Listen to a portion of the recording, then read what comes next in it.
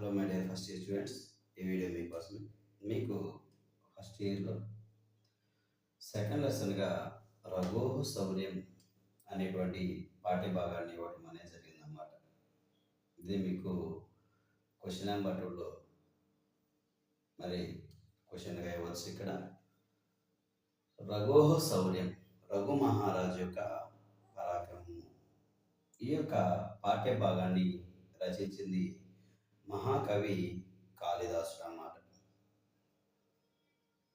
మరి ఒకసారి కవి పరిచయం చూద్దాం. కవి పరిచయ అని రాసి అయం పాఠ్యభాగ రఘోః శౌర్యం, అయం పాఠ్యభాగ రఘోః శౌర్యం కాళిదాసేన విరచిత రఘువంశే తృతీయ సర్గాత్ సంగృహీత. కదా రాసిన సరిపోతుందన్నమాట. అయం పాఠ్యభాగ, ఈ పాఠ్యభాగం రఘోః శౌర్యం, ఈ యొక్క రఘోః శౌర్యము కాళిదాసేన విరచిత, కాళిదాసు చేత రచించబడిన రఘువంశే తృతీయ సర్గ, రఘువంశంలోని తృతీయ సర్గ నుండి, మూడవ సర్గ నుండి సంగృహీత, సంగ్రహించబడింది. ఇంకా మనం ఎక్స్ట్రా రాయాలంటే అనేన రఘువంశం కుమార సంభవం ఇది మహాకావ్యద్వయం విరచిత. అనేన ఇతని చేత రఘువంశము కుమార సంభవము ఇది అనేటువంటి మహాకావ్యద్వయం, రెండు మహాకావ్యాలు విరచితాన్ని రచించబడినవి అని చెప్పేసి రాస్తే ఇంకా బాగుంటుందన్నమాట. మరి ఇతని గురించి చెప్పాలంటే ఇంకా మరి ఇతను మాలవికాగ్నిమిత్రం, విక్రమోర్వశీయం, అభిజ్ఞాన శాకుంతలం అనేటువంటి నాటకాలను రచించాడన్నమాట. ఋతు సంహార, మేఘ సందేశ అనేటువంటి రెండు ఖండకావ్యాలు కూడా రచించాడు. అవి ఇక్కడ రాయాల్సిన అవసరం ఏం లేదు, బట్ ఇతని గురించి మన కవి పరిచయంలో తెలియజేస్తారన్నమాట. ఇంకా ఇతనికి ఉపమా కాళిదాసస్య అనేటువంటి గొప్ప బిరుదు ఉంది. ఎందుకంటే ఈ యొక్క కాళిదాసుడు పోలికలు చెప్పడంలో చాలా గొప్పవాడు కాబట్టి అతనికి ఉపమా కాళిదాసస్య అనేటువంటి బిరుదు కూడా ఉంది. ఇది టోటల్గా కవి పరిచయం గురించి. ఆ తర్వాత మీరు పాఠ్యభాగ సారాంశం అని చెప్పేసి పాఠ్యభాగ సారాంశాన్ని రాయవచ్చు. ఇది ఇంకా బాగా చదివితే సైడ్ హెడ్డింగ్స్ కూడా రాయవచ్చు అన్నమాట. అవి రాసేటప్పుడు మధ్యలో మనం ఈ యొక్క సందర్భ వాక్యాలను కొంచెం బట్టి మధ్యలో కనుక యాడ్ చేయగలిగితే మీకు 5.5 మార్క్స్ అనేవి వస్తాయి అన్నమాట. ఓకేనా? సరే, ఇప్పుడు పాఠ్యభాగ సారాంశం చూద్దాం. ఇందులో కొద్దిగా పూర్వకథ ఏంటంటే, సూర్యవంశంలో ఒకరైనటువంటి దిలీప మహారాజు తన కుమారుడైనటువంటి రఘు మహారాజునకు మరి పట్టాభిషేకం చేసి రాజ్యాన్ని అప్పగిస్తాడు. అతను 99 యాగాలు చేస్తాడు. దిలీప మహారాజు 100వ యాగాన్ని ప్రారంభించి దాని రక్షణగా రఘు మహారాజుని నియమిస్తాడు. మరి ఆ యొక్క యాగస్వాన్ని ఇంద్రుడు అపహరిస్తే రఘు మహారాజుకి ఇంద్రుడికి మధ్య యుద్ధం జరుగుతుంది. యుద్ధంలో రఘు మహారాజు గెలుస్తాడు. యాగం యొక్క ఫలితాన్ని ఇంద్రుడు దిలీప మహారాజుకి ఇస్తాడు. ఇది ఇక్కడ మరి ఈ కథ గురించి షార్ట్కట్లు. ఇది పాఠ్యభాగ సారాంశం మొత్తం ఇప్పుడు చూద్దాం. మరి సూర్యవంశంలో రాజైనటువంటి దిలీప మహారాజు తన యొక్క కుమారుడైనటువంటి రఘు మహారాజునకు పట్టాభిషేకం చేసి రాజ్యాన్ని అప్పగిస్తాడు. అప్పగించిన తర్వాత ఆ రఘు మహారాజు ఆ యొక్క రాజ్యాన్ని పొంది చాలా గొప్పగా ప్రకాశిస్తున్నాడు అని చెప్పేసి కవి ఇక్కడ వర్ణిస్తాడు రఘు మహారాజు గురించి. మరి ఆ తర్వాత ఇప్పటి వరకు ఇలానే రాయాలి. ఇప్పటి వరకు దిలీప మహారాజు 99 అశ్వమేధ యాగములను చేయటం అనేది జరిగింది. అశ్వమేధ యాగము అని అంటే ఒక గుర్రాన్ని విడిచిపెడితే అది ఎంత దూరం అయితే వెళుతుందో అంత దూరం వరకు ఆ రాజ్యం అంతా కూడా ఈ రాజు యొక్క ఆధీనంలో ఉంటుందన్నమాట. ఈ విధంగా దిలీప్ మహారాజు 99 అశ్వమేధ యాగాలను పూర్తి చేశాడు. ఇప్పుడు ఇప్పుడు 100వదైనటువంటి అశ్వమేధ యాగాన్ని ప్రారంభించాడు. దానికి రక్షణగా రఘు మహారాజుని, ఇతర సామంత రాజులను, మరి అనేక మంది సైన్యాన్ని కూడా నియమించడం జరిగింది. ఈ యొక్క యాగాశ్వాన్ని విడిచిపెట్టి దిలీప మహారాజు యజ్ఞాన్ని ప్రారంభిస్తాడు. ఈ యాగాశ్వానికి రక్షణగా రఘు మహారాజు, ఇతర రాజకుమారులు, సామంత రాజులు, సైన్యం కూడా దాని వెంట రక్షణగా ఉంటారు. ఆ అశ్వం అనేది ముందుకు వెళుతూ ఉంటుంది. దాని వెంట రక్షణగా రఘు మహారాజు, ఇతర సైన్యం అంతా కూడా వెళుతూ ఉంటారు. కొంత దూరం వెళ్ళగానే ఆ హ్రస్వం అనేది హఠాత్తుగా మాయమవుతుంది. అందరూ ఆశ్చర్యపోతారు. రఘు మహారాజు కూడా ఆశ్చర్యపోతాడు. అసలు ఏం జరిగింది ఇంతలోనే అని, నా కళ్ళ ముందు ఉన్నటువంటి హ్రస్వం మాయమవటం ఏంటని ఆశ్చర్యపోతూ ఉంటారన్నమాట. వాళ్ళకి ఏం జరిగిందో అర్థం కాదు. విషయం ఏంటంటే ఇంద్రుడు మాయా రూపంలో వచ్చి ఆ యొక్క హ్రస్వాన్ని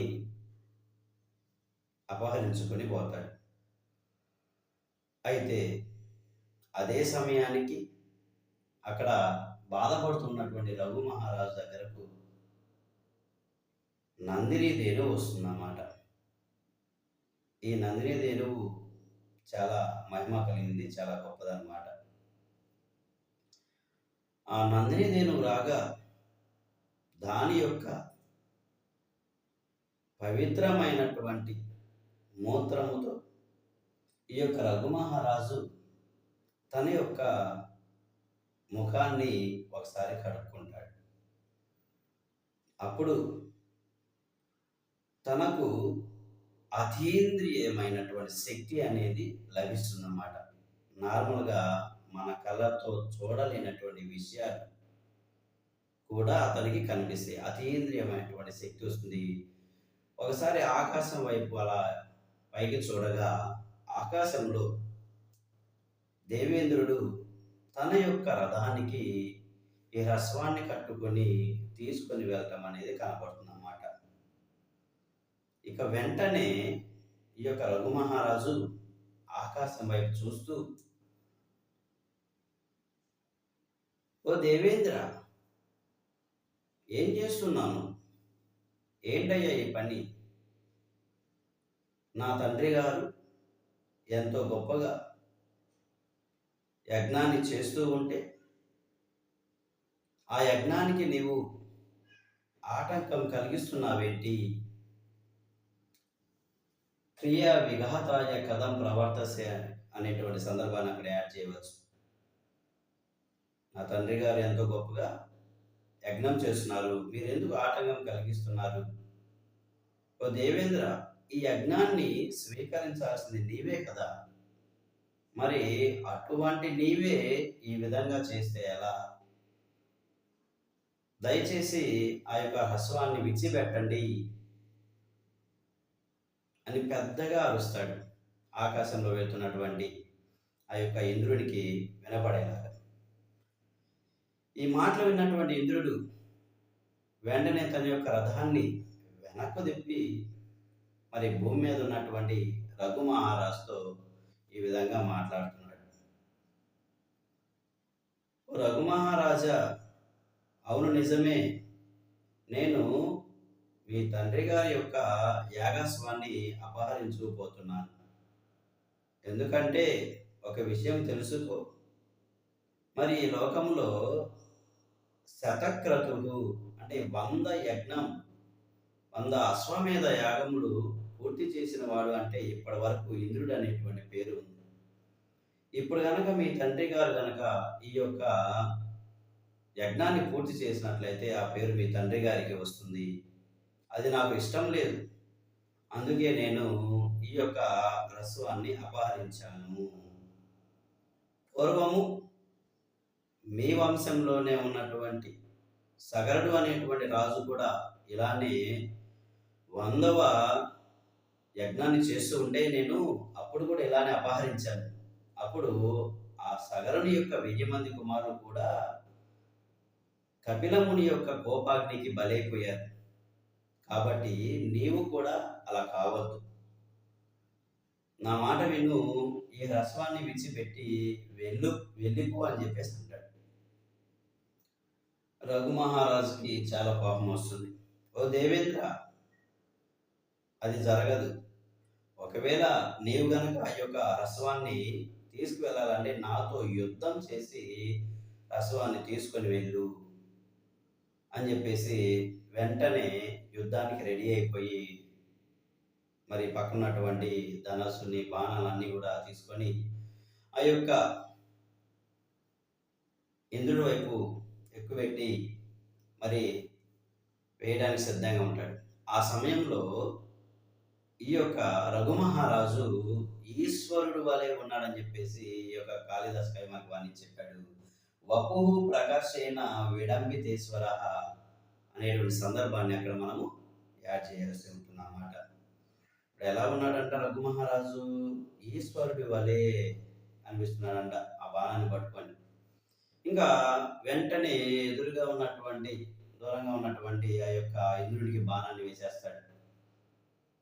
అది వెళ్ళి ఆ ఇంద్రుడి యొక్క వక్షస్థలాన్ని తగులుతుంది అన్నమాట. ఆ యొక్క బాడీకి తగులుతుంది. అయితే అతను శక్తివంతుడు కాబట్టి ఆ బాణం అతను ఏమీ చేయలేదు. అయితే వెంటనే అతను కూడా ధనస్సు తీసుకొని వెంటనే ఒక బాణం తీసుకొని అనేకమైనటువంటి బాణములను మరి రఘు మహారాజు మీద ప్రయోగిస్తాడు. ఇతను కూడా వాటన్నిటిని కూడా అడ్డుకుంటాడు అన్నమాట. ఆ తరువాత మళ్ళా రఘు మహారాజు ఒక బాణం తీసుకొని కష్టంగా ఇంద్రుడిని చంపాలి అనేటువంటి ఉద్దేశంతో ఒక బాణం తీసుకొని సూటిగా వేయటం అనేది జరుగుతుంది. అయితే ఆ బాణం వెళ్ళి ఇంద్రుడి యొక్క చేతిలో ఉన్నటువంటి ధనస్సుకి తగులుతుంది. ధనస్సు విరిగిపోతుంది. ఇప్పుడు ఇంద్రునికి మహాకోపం వస్తుంది అన్నమాట. కోపం వచ్చి తన యొక్క శక్తి ఆయుధం అవుతుంది, దాన్ని వజ్రాయుధము అని చెప్పేసి అంటాం. వెంటనే వజ్రాయుధాన్ని తలుచుకొని దాన్ని తీసుకొని రఘు మహారాజు మీద ప్రయోగించాడు. అది తగిలి రఘు మహారాజు నేల మీద పడిపోతాడు. అప్పుడు అక్కడ ఉన్నటువంటి సైన్యం అంతా కూడా రాజుగారు చనిపోయారని చెప్పేసి భావించి అందరూ కూడా ఏడుస్తూ ఉంటారు. అయితే ఒక 5 నిమిషాల్లోనే ఈ యొక్క రఘు మహారాజు అసలు ఏమి జరగనట్లుగా నిద్రలో లేచినటువంటి వ్యక్తిగా లేచి మరలా ధనస్సు తీసుకొని మరలా బాణం వేయడానికి సిద్ధపడతాడు. అది చూసినటువంటి ఇంద్రుడు ఆశ్చర్యపోతాడు. అప్పుడు ఇక యుద్ధం ఆపేసి వెంటనే రఘు మహారాజుతో ఈ విధంగా అంటాడు, ఓ రఘు మహారాజా, నేను నీతో యుద్ధం చేయను. మరి నేను ఇంతవరకు ఎంతో మందితో యుద్ధం చేశాను. నా యొక్క ఈ వజ్రాయుధం తగిలి లేచినటువంటి వ్యక్తులు ఎవరూ లేరు. కానీ నీవు ఈ యొక్క శక్తిని కూడా తట్టుకోగలిగేవాడే. నువ్వు చాలా గొప్పవాడివి. నీకు ఏ వరం కావాలో కోరుకో, నేను తీరుస్తాను అని చెప్పేసి మాటిస్తాడు. అప్పుడు వెంటనే రఘు మహారాజు నాకు ఏమి వద్దు, మా తండ్రి గారి యొక్క యాగస్వాన్ని విడిచి పెట్టండి అని చెప్పేసి అడుగుతాడు. అప్పుడు ఇంద్రుడు అంటాడు, నీవు ఆ యొక్క గుర్రాన్ని తప్ప ఏదైనా అడుగు, నేను ఖచ్చితంగా నీకు ఇస్తాను అని చెప్పేసి అంటాడు. అప్పుడు ఎంతో తెలివిగా ఆలోచించినటువంటి రఘు మహారాజు, అయితే నా తండ్రి గారికి ఆ 100వ యాగం యొక్క ఫలితాన్ని ఇవ్వండి అని చెప్పేసి అంటాడు. అంటే 100 యాగాలు పూర్తి చేసినట్లుగా ఫలితాన్ని ఇవ్వమని అడుగుతాడు అన్నమాట. అంటే స్వర్గానికి అనుమతి పొందినట్లే. ఇంకా వేరేది కాదనలేడు కాబట్టి ఇంద్రుడు సరే అని చెప్పేసి ఒప్పుకుంటాడు. అప్పుడు రఘు మహారాజు అంటాడు, ఓ ఇంద్ర, మరి ఈ విషయం అనేది నేను మా తండ్రి గారికి చెప్పను. మీరే మీ దూత ద్వారా మా తండ్రి గారికి 100వ యాగం యొక్క ఫలితం అందింది అని చెప్పేసి తెలియచేయండి అని అంటాడు. సరే అని ఇంద్రుడు ఆ విషయానికి ఒప్పుకుంటాడు. ఇక తన యొక్క దూతను దిలీప మహారాజు దగ్గరికి పంపిస్తాడు. ఆ ఇంద్రుని యొక్క దూత, మీ కుమారుడు వల్ల మీకు 100వ యాగం యొక్క ఫలితం లభించింది, ఇంకా మీరు యజ్ఞం చేయవలసిన అవసరం లేదు అని చెప్పేసి చెప్పడం అనేది జరుగుతుంది. చెప్పి ఆయన వెళ్ళిపోతాడు. ఆ తర్వాత రోజు రఘు మహారాజు యథావిధిగా ఇంటికి వెళ్తాడు. ఎలాగా అప్పుడు తన యొక్క తండ్రి అయినటువంటి దిలీప మహారాజు కుమారునితో, నాయనా కుమార, ఇంద్రునితో యుద్ధం జరిగిందంట కదా, ఇప్పుడు ఎలా ఉంది, అంతా బాగానే ఉందా అని తన యొక్క కుమారుణ్ణి కుశల ప్రశ్నను అడుగుతూ, మరి తనకు ఈ విధంగా 100వ యాగం యొక్క ఫలితాన్ని ఇచ్చినందుకు మరి తన కుమారుని చూసి ఎంతో సంతోషిస్తాడన్నమాట. ఇది రఘు మహారాజు యొక్క పరాక్రమము, రఘోహ శౌర్యము. మరి రఘువు మానవుడు, మరి దేవతల యొక్క అధిపతి అయినటువంటి ఇంద్రుడితో యుద్ధం చేశాడు కాబట్టి రఘోహ శౌర్యం, రఘు మహారాజు యొక్క పరాక్రమం అని చెప్పేసి మనకి ఎంతో గొప్పగా తెలియజేశాడు అన్నమాట. ఈ స్టోరీ ఇలా రాసేస్తే సరిపోతుంది అన్నమాట, సింపుల్గా. గ్రాంధికం ఉంటే దాన్ని నార్మల్ మన భాషలోకి మార్చుకొని కూడా రాయవచ్చు, ప్రాబ్లం ఏమి ఉండదు. మధ్యలో అయితే కొటేషన్స్గా ఈ సందర్భ వాక్యాన్ని యాడ్ చేయండి, మీకు ఖచ్చితంగా ఫుల్ మార్క్స్ వస్తాయి అన్నమాట. మరి నా వీడియో కనుక మీకు నచ్చినట్లయితే లైక్ చేయండి, షేర్ చేయండి, సబ్స్క్రైబ్ చేసుకోండి. ఇంకెవరైనా డల్లర్స్ ఉంటే వాళ్ళకి షేర్ చేయండి, ఖచ్చితంగా అందరికీ ఉపయోగపడుతుంది.